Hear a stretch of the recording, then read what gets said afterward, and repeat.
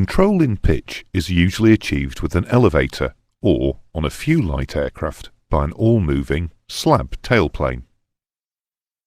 This entire sequence is simplified for clarity, and we will ignore the effect of any change in IAS. Consider an aircraft in equilibrium at a steady speed with the elevator neutral.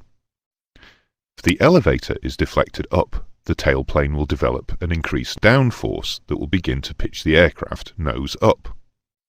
As the aircraft begins to pitch up, static longitudinal stability will start to give an opposing nose-down pitching moment, and when the two pitching moments are equal, the aircraft will stop pitching.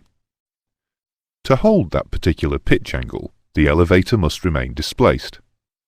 Hence, the elevator is known as a displacement control.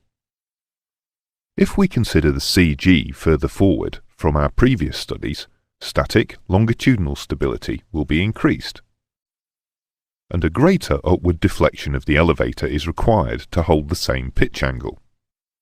This is not something that would happen in flight, but shows that, with a forward CG, a greater elevator deflection is required for a given pitch angle.